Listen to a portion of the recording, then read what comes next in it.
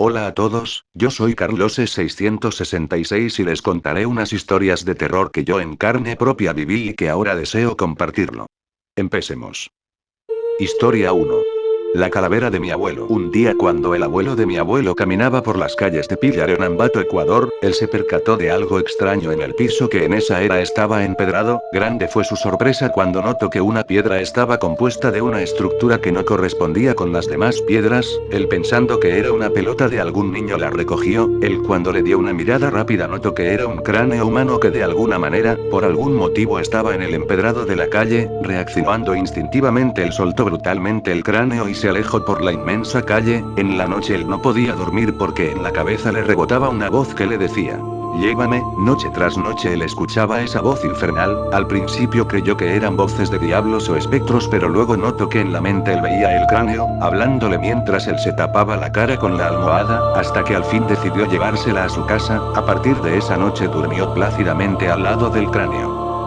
Pasaron los años y ese cráneo llegó a las manos de mi abuelo. Cuando mi padre tenía unos 6 años de edad, ellos vivían en una casa colonial, de esas casas que tienen unos 6 metros de techo. Él estaba con mis tiabuelas, mi abuela, mi bisabuela y mi tío menor, que en ese tiempo era un bebé. Mi abuelo era un electricista militar y poseía el cráneo en la mesita de noche al lado de su cama. Debo aclarar una cosa: el cráneo, como a mi tatara abuelo, escoge a su poseedor a través de sueños, y mi abuelo era el escogido en esa era. Prosiguiendo, como la casa era vieja se oían los clásicos ruidos de casas antiguas, nada nuevo, pero mis tiabuelas estaban de visita en la casa, así que no tenían dónde dormir, así que, mi abuelo, como era militar, armó unas hamacas llamadas cucas. Ese día fue normal, tranquilo, incluso un poco aburrido, hasta que llegó la noche. Como una broma cruel del destino, mi tiabuela, como una niña curiosa, rebuscando en las cosas de mi abuelo, encontró el diabólico cráneo. Ella, como una niña antigua, soltó bruscamente el cráneo y lo partió en la parte superior. Mi abuela, histérica, se le acercó y le reclamó por qué buscaba en las cosas de mi abuelo. Un sermón de 20 minutos bastó para que la pequeña se asustara. Mi tiabuela tendría unos 13 años en esa era. Pobre alma, ¿por qué perturbo al mismísimo diablo? Rozando la medianoche en la gran casa, un acontecimiento un poco curioso sucedió. La luz se fue, nada nuevo, pensaron que era un cortocircuito en los breakers o fusibles, así que encendieron velas para pasar la noche. Curioso, porque en las otras casas no se fue la luz, solo en la casona de mis abuelos. En fin, encendieron las velas y empezaron a platicar, cuando de la gran ventana de la casa una mariposa negra entra y apaga una a una las velas. Un poco extrañados, mi bisabuela encendió una vez más las velas, pero, esta vez se apagaron solas. Ya con los nervios de punta, sintieron unos pasos en el enorme pasillo. Según mi padre, se escuchaba como la de un hombre muy pesado que arrastraba unas cadenas pesadísimas. Todos estaban con los pelos de punta, totalmente quietos mientras escuchaban los pasos. Cada segundo era un tormento y se escuchaba que se acercaba a la puerta central, donde estaban ellos. Todos empezaron a rezar, llorar, temblar, encomendarse a Dios, hablarle a mi tiabuela, etc. Hasta que el espectro estaba girando la perilla para entrar, así que mi bisabuela decidió: algo, despertemos al bebé. Los llantos de mi tío se oyeron por toda la casa y, como cosa del destino, el fantasma se detuvo en seco. Empezaron a rezar y sintieron un golpe en la espalda, un puñetazo entre los omóplatos. Lo más raro que he oído en mi vida es que la luz volvió y la vela se encendió. ¿Puedo explicar lo de la luz? Podrá haber un fallo en la empresa eléctrica, pero ¿cómo demonios explico lo de las velas? Es un misterio. Pasaron la noche en vela hasta que llegó mi abuelo del cuartel, y, extrañado, sintió un abrazo de mi abuela diciéndole: sácame de aquí.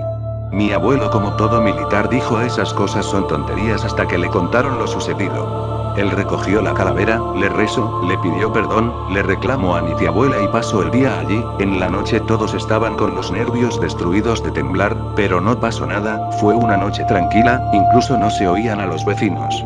En fin, el cráneo pasó a manos de mi tío y ahora le pertenece a mi primo. Él vive muy cerca de mí. A menudo observo el cráneo, que me mira con una mirada tétrica. ¿Te animarías a tenerlo en tu cuarto? Historia 2.